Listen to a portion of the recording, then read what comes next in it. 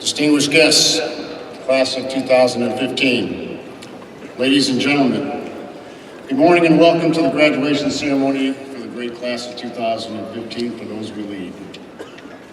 What a great day here at West Point along the Hudson River. We couldn't ask for better weather, so G3, thanks for writing that into the op order. Seriously, thank you all for being here. I enjoyed General Odierno's reflections last night of 39 years ago where he was using the slide rule. But frankly, it was 40 years ago when I was sitting out there where you all are, breathing a sigh of relief, getting ready to receive my diploma. And contrary to popular belief, it was also rolled up parchment like yours and not a stone tablet. A lot has changed in 40 years, especially at graduations. I know many of you out there are using your devices to take pictures, and by the end of the day, I'm sure we'll have hundreds of selfies floating around. We couldn't do selfies back then.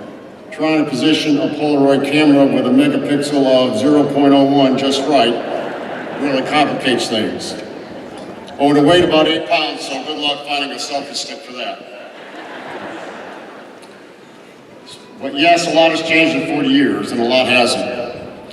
Graduations are still exciting times here as we send forth another class of new officers prepared to assume the mantle of leadership for our Army. We're glad you're here today to share it with us, and I hope you'll take plenty of pictures. I know we also earlier had acknowledged our distinguished guests, but I would also like to take a moment to recognize them. Our 21st Secretary of the Army, the Honorable John McHugh, our graduation speaker, the 18th Chairman of the Joint Chiefs of Staff, General Marty Dempsey, and our 38th Chief of Staff of the United States Army, General Ray Odierno. Gentlemen, thank you very much for joining us today.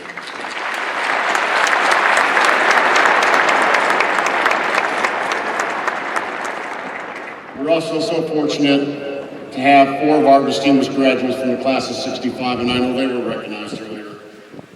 General Eric Shinseki, former Secretary of Veterans Affairs and the 34th Chief of Staff, and retired Lieutenant General Joseph D. Francisco, former Commanding General of the 24th Infantry Division and Deputy Commander of the United States Army Pacific Command, and retired Lieutenant General Dan Chrisman, the 55th Superintendent of the United States Military Academy, and Mr. Paul Buca, Congressional Medal of Honor. Gentlemen, thank you very much for being with us this morning as well.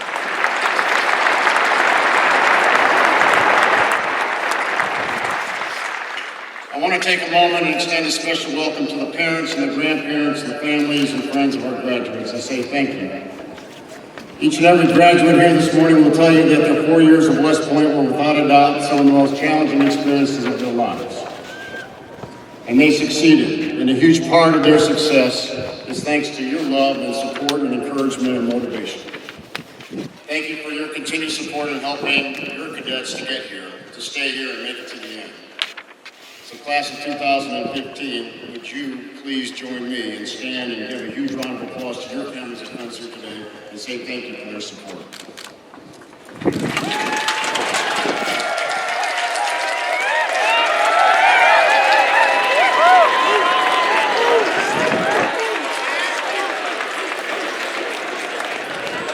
Thanks, I appreciate it.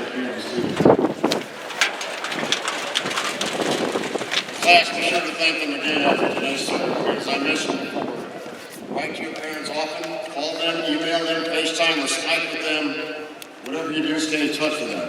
They'll continue to be a source of support and encouragement for you as they have here over the years. Okay, Mom and Dad, feel free to remind them that one of their last orders from the superintendent was to write and send emails and FaceTime with them.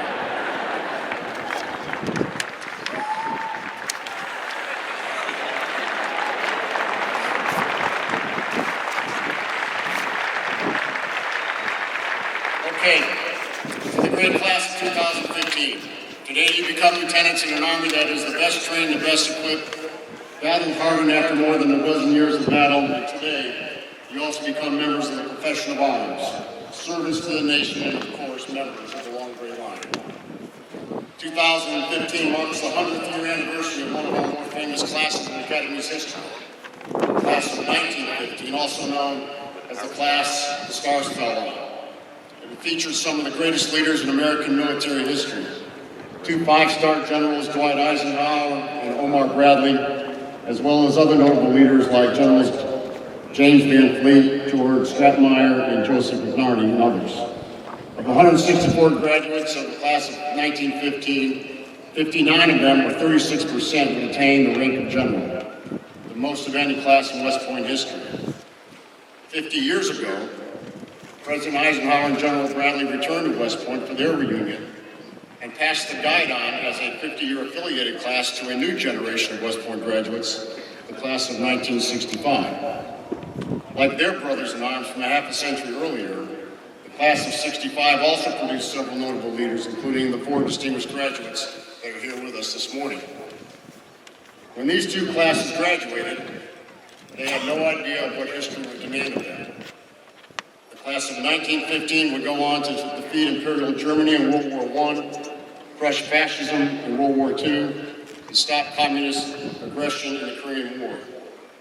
The graduates for the class of 65 would also fight communist aggression in Vietnam, stand in the gap against the Soviet Union during the Cold War, and see action in Panama, Bosnia, and the Middle East. They would go on to lead our Army, our armed forces, and even our nation. They would become leaders in technology, business, government, and academia. And they had no idea what history had in store for them, yet they rose to the challenge. Today, this mantle of leadership is now passed to you, the class of 2015. And you, like the class of 1915 and 1965, and all the classes in between and beyond, will take an oath to support and defend the Constitution and lead our Army with honor and distinction. And like the graduating classes before you, we know not what history will demand of you. But we do know this, that like the class of 1915 and 65, as well as the generations that have gone before you, that you will equally respond to the call of duty to stand on the gap between the evil that is out there and the security of our nation and the American people. You will not have to guess, because today, as you assume the mantle of commissioned officer leadership and accept the sacred responsibility and privilege of leading us American soldiers, you have the complete trust and confidence of everybody here at West Point, as well as America. You are ready, prepared, and you will be great. We all could not be more proud of each and every one of you. It is now my honor to introduce this morning's graduation speaker. General Marty Dempsey has served as the 18th Chairman of the Joint Chiefs of Staff since September 2011, after serving as the Army's 37th Chief of Staff. He is a career armor officer whose past assignments have taken him around the globe during both peace and war, serving at every level from platoon leader to combatant commander. A 1974 graduate of West Point, General Dempsey commanded the 1st Armored Division in Baghdad, Iraq from June 2003 through July 2005, and after 14 months in Iraq, General Dempsey redeployed the division to Germany, completing his command tour, and then returned to Iraq for almost 2 years. In August of 2005, to train and equip the Iraqi security forces as commanding general of the Multinational Security Transition Command in Iraq. He next served as deputy commander and then acting commander of U.S. Central Command, and before becoming Chief of Staff, he commanded the United States Army Training and Doctrine Command. And as our chairman of the Joint Chiefs, he is the principal military advisor to our civilian leadership, principally the commander-in-chief, our president, and the Secretary of Defense and their staffs. If you have watched the news lately, General Dempsey will retire in the fall after 41 years of truly honorable service. And as the announcements were made of his successor, every news outlet that I read had mentioned General Dempsey's truly trusted and respected relationship with our civil police. This says a lot about our profession. It also says a lot about the character and the competence of our chairman of the Joint Chiefs and our guest speaker at today's graduation. So it is an honor to welcome this great leader back to our academy. Would you please join me in a warm West Point welcome for the chairman of the Joint Chiefs of Staff, General Martin Dempsey.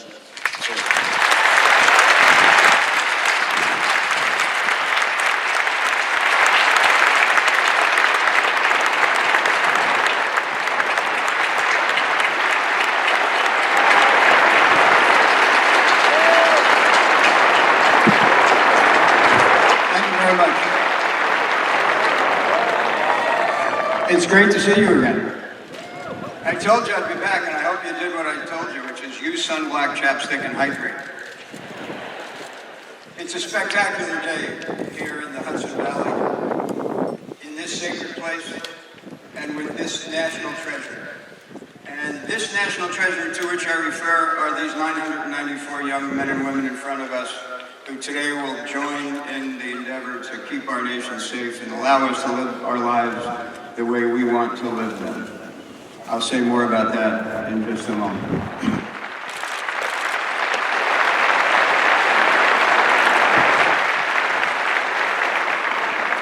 I want to, with the opportunity, I want to thank the Chief of Staff of the Army, Ray Odierno, his wife Linda, who's across the way there, our Secretary of the Army, John McHugh. Ray Odierno and Linda have led this Army of ours through some extraordinarily challenging times over the last 4 years, and he and I will end our tours of duty at about the same time. And Ray, I just want to tell you how much I admire what you've done as the Chief of Staff of our Army.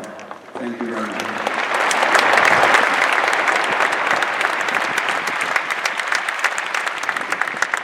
Secretary McHugh, we were battle buddies for about 149 days or so, but he's been at this for 6 years, and so everything I just said about the Chief of Staff, add 2 years to that, and you know the kind of heavy lifting that Secretary McHugh has done on behalf of our Army. Sir, God bless you, and thanks for it.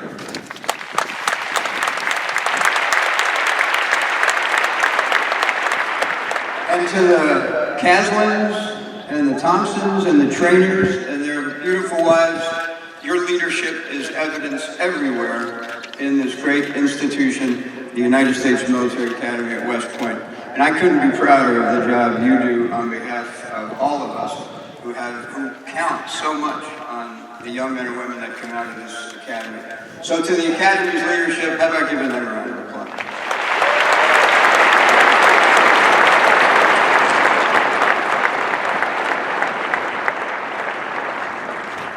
You see, I practice what I preach.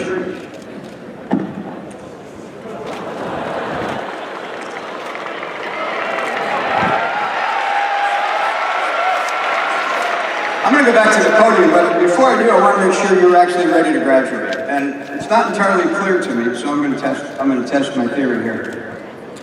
So I'm going to sing this is New York, right? We're in New York State, I think. And of course, if you're in New York State, you got to know the song New York, New York, and the first line is start spreading the news, and the next line is I'm leaving today. So I will gauge whether you're actually ready to go as follows. I'll sing the first line, you sing the second. It would be very clever of you if you all sang it together. You ready?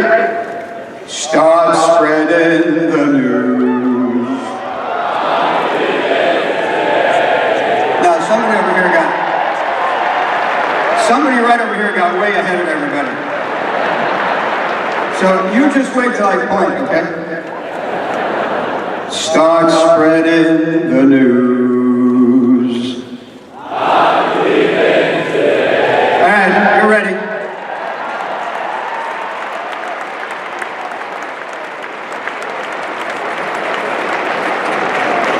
Okay, so I can see it now. 20 years from now, 2 decades, at your 20th reunion, somebody will ask, do you remember who spoke at our graduation? And because of that little exchange right there, the class goat will be the one to remember. And he will speak up loudly and confidently and say, yeah, it was Sinatra.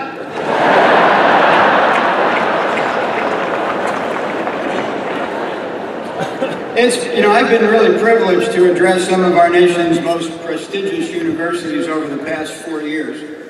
But today obviously has very special meaning for me. I enjoy, I hope, a special relationship with this class. We have shared a 4-year journey on behalf of our country. So, as the guy who currently occupies one end of the long gray line, speaking to you who are about to lengthen it with your graduation, I offer you the highest and simplest compliment of our profession. Well done. Let me begin by reminding myself, but also you, that we get nowhere without help. If you look around the stadium today and think back to your days in high school, Academy leaders, staff, faculty, coaches, parents, grandparents, sponsors, friends, and relatives, each of them have brought you to this day and should share in that accomplishment. They are as proud of you as I am of you, and I'm also proud of them. You know, one of West Point's great lessons, if or when we recognize it, is that we don't accomplish anything by ourselves. And that's as true of the chairman of the Joint Chiefs of Staff as it is for you. So today is an opportunity for you to recall how many people have shaped your life and to think about how you will always find time in your future to say thank you for those that support you, to include the young men and women who will serve under your leadership. Now, 3 moments today will continue to shape your life, but in ways that you just can't imagine yet. Your graduation, your commissioning, and your first salute. And let me say a word about each. Graduation. Today, you demonstrate that you actually were good enough to graduate from the preeminent leadership university on the planet.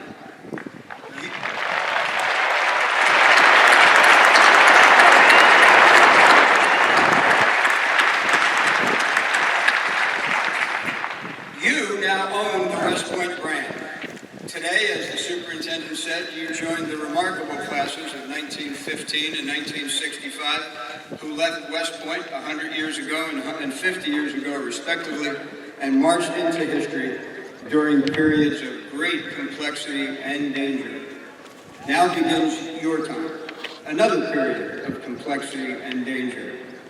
History does not repeat, but it does rhyme. History may or may not find you. It may find some of you, or it may find all of you. You can't know, so you just have to be ready. Now, I realize you got a lot going on in your mind today, and you may not be able to appreciate that. So I'll provide you a phrase that will help you remember that in the future. And that phrase is, don't believe me, just watch. Or, as you may have heard it, don't believe me, just watch. And yes, for those of you who are listening carefully, the chairman of the Joint Chiefs just rocked Bruno Mars at your graduation.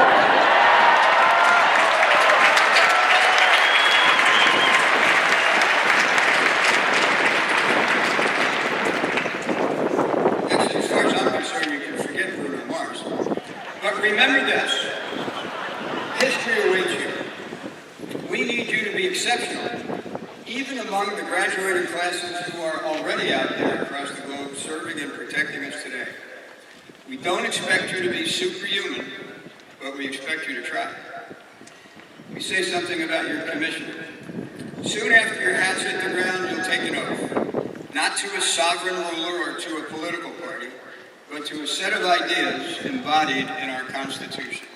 This is one of the things about the United States military that sets it apart from all other militaries across the world. Second Lieutenant bars weigh only a few ounces, but the weight of what they represent is profound. Very soon, America will trust its sons and daughters to your care. They're out there, even now, awaiting your leadership. As you take your commission, you take ownership of our profession. You have to commit to the team, lead with the soul of a servant, win no matter what stands in your way, because our way of life depends on it. And then a word about the first salute. Immediately following your commission, you'll accept your first salute as an officer. It's symbolic of the respect and trust that exists between leader and led within our profession. In return, you will give the individual who salutes you $1, indicating that they can count on you to earn their trust, not just today, but every day throughout your career. I want to show you something. Hello, there we go. I want to show you something. Back in June, well, let me start with the background of the story. When I graduated 41 years ago, I asked Master Sergeant Bernie Henderson, who was a non-commissioned officer in the Department of Military Instruction, to take my first salute. He'd been a mentor of mine as part of third-class Army training at Knox, And through my cadet career, he was the one that I always went to ask about what it means to have a relationship with non-commissioned officers. He took my first salute, I signed a dollar bill and I handed it to him. Last June, I got a package in the mail. By the way, we went our separate ways and I lost track of it. Last June, I got a package in the mail, and that package was this frame with this dollar bill with my signature on it and a note. And the note said, "Dear General Dempsey, I told you I would return this to you when you made general. Sorry it took me so long to send it back to you. Sincerely, Bernie Henderson."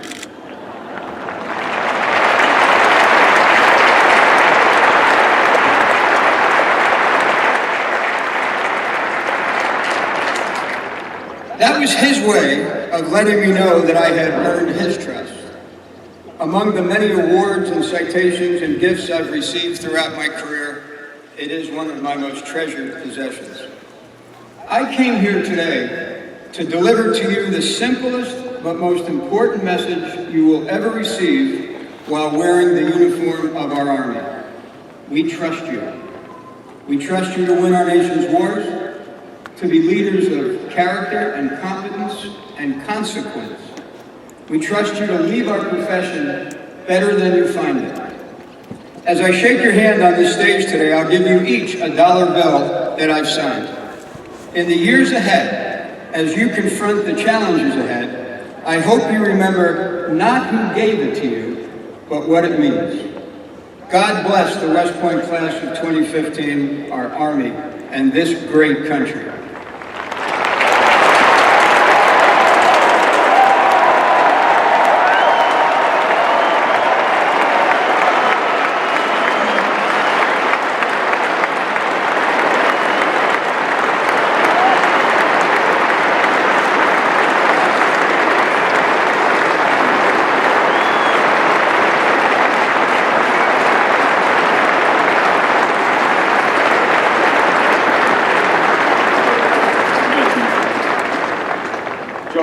On behalf of the entire class of 2015, we want to thank you for serving as our commencement speaker and for your mentorship over these last 4 years. We have 2 gifts for you, the first being a panoramic photo of the entire class of 2015.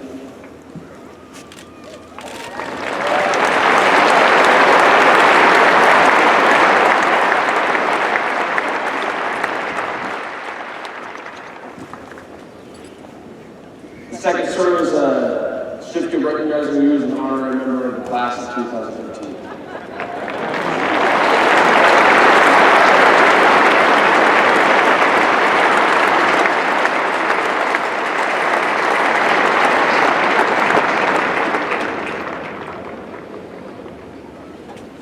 Ladies and gentlemen, please remain standing for the singing of the corps.